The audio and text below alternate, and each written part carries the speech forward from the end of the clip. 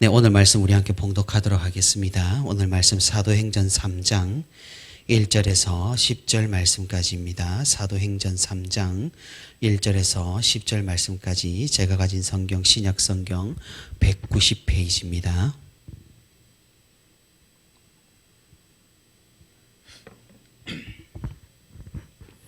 사도행전 3장 1절에서 10절 말씀까지 제가 말씀을 봉독하도록 하겠습니다. 제9시 기도 시간에 베드로와 요한이 성전에 올라갈새 나면서 못 걷게 된 이를 사람들이 메고 오니 이는 성전에 들어가는 사람들에게 구걸하기 위하여 날마다 미문이라는 성전문에 두는 자라. 그가 베드로와 요한이 성전에 들어가려 함을 보고 구걸하거늘 베드로가 요한과 더불어 주목하여 이르되 우리를 보라 하니 그가 그들에게서 무엇을 얻을까 하여 바라보거늘 베드로가 이르되 은과 금은 내게 없거니와 내게 있는 이것을 내게 주노니 나사렛 예수 그리스도의 이름으로 일어나 걸으라 하고 오른손을 잡아 일으키니 발과 발목이 곧 힘을 얻고 뛰어 서서 걸으며 그들과 함께 성전으로 들어가면서 걷기도 하고 뛰기도 하며 하나님을 찬송하니 모든 백성이 그 걷는 것과 하나님을 찬송함을 보고 그가 본래 성전 미문에 앉아 구걸하던 사람인 줄 알고 그에게 일어난 일로 인하여 심히 놀랍게 여기며 놀라니라. 아멘. 네, 오늘도 이렇게 주님과 동행하기 위해 새벽 기도의 자리에 나온 우리 모든 성도 여러분 진심으로 환영하고 축복합니다. 오늘도 말씀 가운데 또한 기도 가운데 하나님의 크신 위로와 은혜가 풍성히 있기를 주님의 이름으로 소망합니다. 네, 우리는 지난주에 성령 하나님께서 역사의 한순간에 강림하신 그 오순절의 사건과 또 그 일로 인해 많은 사람들이 회심하여 예수 그리스도에게로 돌아온 일들을 살펴보았습니다. 예루살렘 교회는 그 수가 날마다 더해져 갔으며 복음의 영향력은 이스라엘 사회를 강타하기 시작했습니다. 그저 한낱 반역자로 몰려 십자가에 죽은 사람이라 생각했던 그 예수가 사실은 정말 하나님의 아들이셨고 그 예수 그리스도께서 이 땅에 보내신 그 성령으로 인해 많은 기적과 이적들이 일어났습니다. 제자들은 그 성령의 능력을 힘입어 많은 사역들을 감당하기 시작했습니다. 하지만 이렇게 복음이 전파되면 반대급부로 어떻게 됩니까? 당연히 핍박도 부지기수로 일어나게 됩니다. 예수님께서 살아 계셨을 때도 주님으로 인해 많은 사람들이 구원의 길로 돌아오자 당연하다듯 바리새인들과 사두개인들, 유대의 종교 지도자들은 예수님을 견제하고 핍박을 하기 시작했던 것입니다. 그뿐 아니라 그 예전부터 그랬습니다. 하나님의 말씀을 따라 올바르게 살아가고 그 말씀을 전파한 구약의 선지자들도 하나같이 핍박을 감당해야만 했습니다. 이런 사실은 사도행전에 들어와서 주님의 제자들, 사도들에게도 마찬가지였습니다. 이제 본격적으로 복음이 예루살렘에 전파되기 시작했습니다. 그에 따라 교회를 향한 핍박과 견제도 들어오기 시작했습니다. 이적과 기적으로 많은 영혼들이 예수님을 믿었지만 사단은 이 상황을 가만히 주시하고 있지만은 않았던 것입니다. 그 핍박이 어떻게 시작이 되었는지 오늘 본문은 오늘 또한 주님께서 보내신 그 성령 하나님의 힘 가운데 기적과 이적과 표적이 일어나는 놀라운 이야기를 우리에게 들려주고 있는 것입니다. 이때는 오후 3시쯤 베드로와 요한은 예루살렘 성전에 있을 저녁 예배와 그 이전에 기도 시간에 참여하기 위해 성전으로 향했습니다. 이런 사실은 비록 성령 하나님의 강림으로 새로운 언약의 시대, 교회 시대를 열었지만 사도들은 급진적이지 않았다라는 것을 보여줍니다. 그들은 구약을 버리지는 않았습니다. 제가 지난번에 말씀드렸다시피 어떤 구약 시대부터 행해졌던 그런 제사 의식에는 참여하지는 않았었을지라도 하나님을 예배하는 모임과 기도를 하는 그런 성전의 의식에는 제자들도 이렇게 열심히 참여를 했다라는 사실입니다. 그러고 보면 오히려 하나님께서 구약에서 하신 그 약속이 예수 그리스도를 통해서 오순절의 성령 강림을 통해서 이렇게 성취가 되고 이루어졌다라는 사실을 이 제자들이 누구보다 잘 이해하고 있었던 것 같습니다. 우리 주위에 간혹 구약 성경은 필요가 없다. 그것은 구시대적이고 예전의 약속이라고 무시하고 신약 성경만이 진짜고 그것이 참된 복음이라고 주장하는 사람들이 있습니다. 하지만 오늘 본문에 비추어 볼 때 그 사람들은 사실 신약 성경조차 이해하지 못하는 사람임을 우리가 알 수가 있는 것입니다. 왜냐하면 우리가 살펴봤듯이 예수님의 제자들은 성령을 받았음에도 불구하고 이렇게 구약을 무시하지 않고 성전 예배에 참여를 한 사실을 볼 수가 있기 때문입니다. 그렇게 사도들은 성전의 예배와 행사에, 이런 제도적인 예배와 행사에도 성실히 참여를 했던 것이죠. 오늘날 교회에서 행해지는 제도적인 예배와 행사에 우리가 어떤 마음으로 참여해야 하는지를 또한 보여주고 있는 것입니다. 그때 베드로와 요한은 성전문에서 구걸하는 사람을 마주하게 됩니다. 그가 구걸하는 이유는 나면서부터 걷지를 못해 생계를 유지하기가 어려웠기 때문입니다.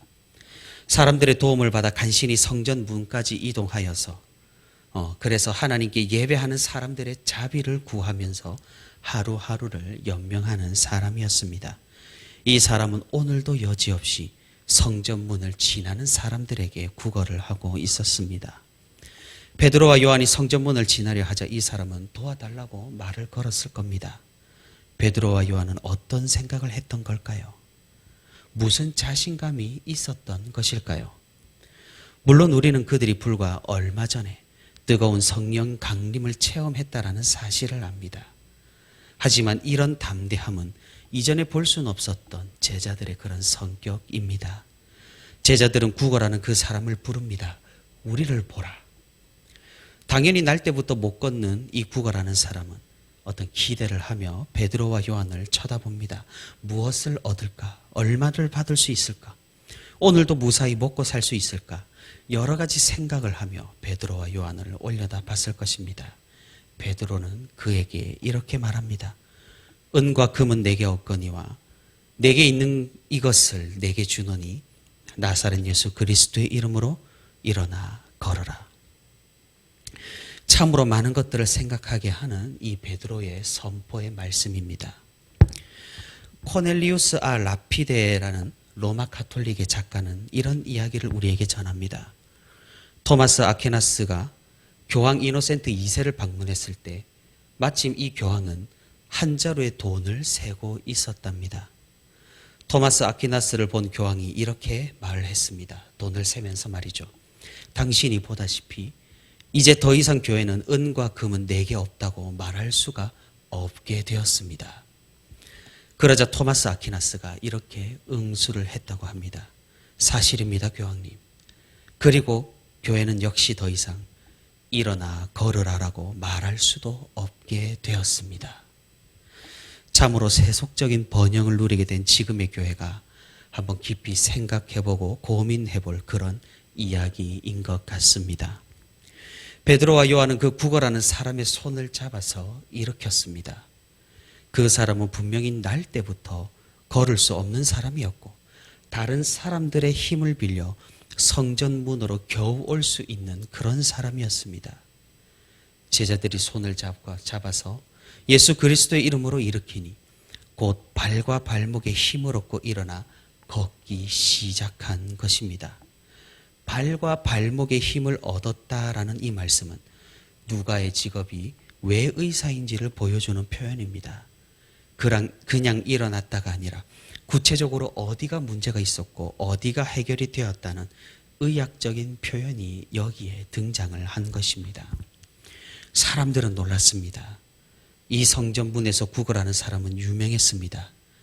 이 사람이 특이하거나 특별해서 유명한 것이 아니라 매일 이곳에서 동일한 자리에서 구걸하던 사람이었으니 지나다니는 사람들은 웬만해선 이 사람을 알았을 것입니다. 그리고 성전에 들어갈 때 구걸을 했으니 아마도 지나다니는 많은 사람들이 자비를 베푼 그런 사람이었을 것입니다. 이 사람이 한순간에 일어나 걸어다니고 뛰어다니며 신이 나서 하나님을 찬양하고 있는 것입니다.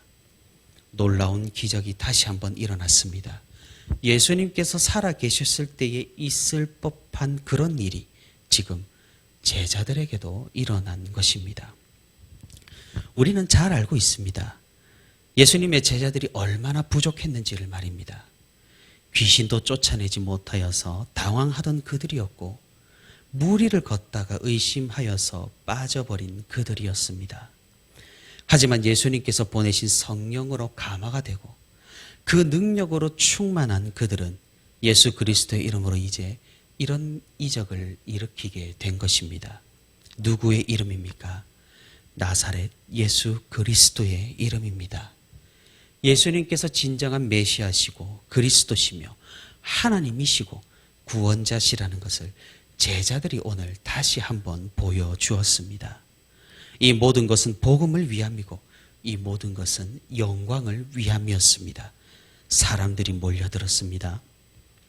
베드로는 이 기회를 놓치지 않고 주님의 복음을 전하게 됩니다.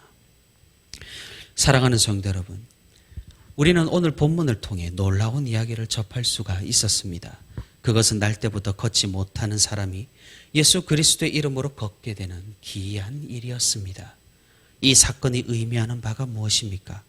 그것은 예수님께서 살아 계셨을 때 하셨던 사역이 그대로 지금까지 이어진다라는 사실입니다. 누구를 통해서입니까? 성령을 받은 제자들을 통해서입니다. 예수님께서 친히 보내주신 성령 하나님으로 힘입은 이 제자들이 주님의 복음을 들고 이런 표적을 행했던 것입니다. 예수 그리스도를 믿지 않았던 많은 유대인들은 놀랐습니다. 육신의 병이 기적적으로 낫는다라는 것은 창조주만의 특권이고 능력입니다. 다시 한번 예수님이 어떤 분이신지를 오늘 본문은 우리에게 말씀하고 있는 것입니다. 하지만 우리가 기억해야 할 것이 있습니다.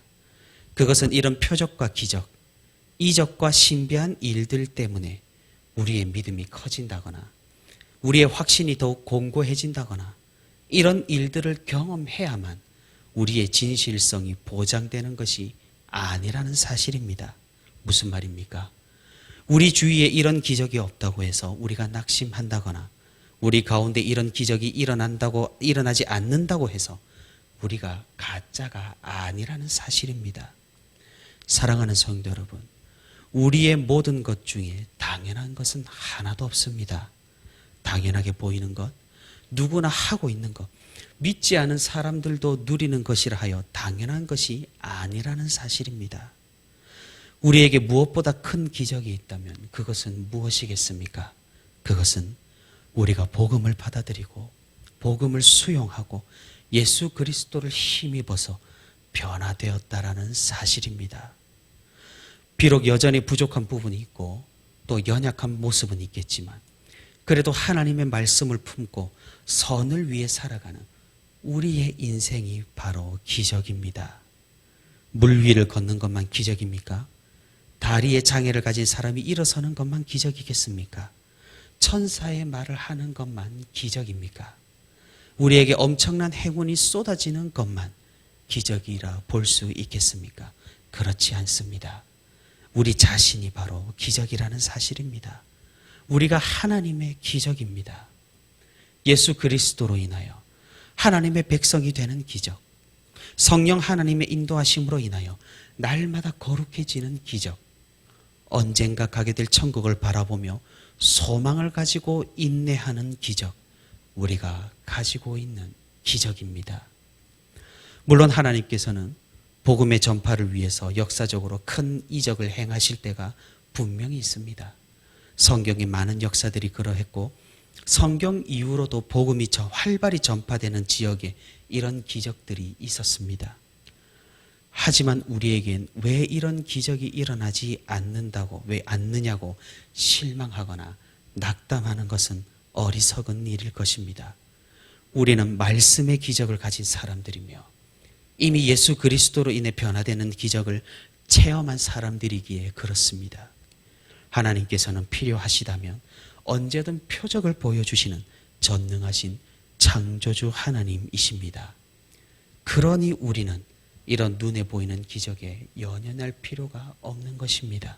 그러니 우리는 모두 기적을 가진 성도라는 사실을 기억할 필요가 있는 것입니다. 우리를 통해 하나님께서는 역사하시고, 우리를 통해 예수 그리스도께서는 복음을 전파하시고, 우리를 통해 성령 하나님께서는 이곳에 임재하신다라는 사실을 우리가 깨닫고 우리가 기억할 수 있기를 바랍니다. 오늘도 이 기적의 변화를 마음속에 간직하며 하나님의 영광을 위해 살아가는 저와 우리 부천시민교회 모든 성도가 되기를 주님의 이름으로 소망합니다.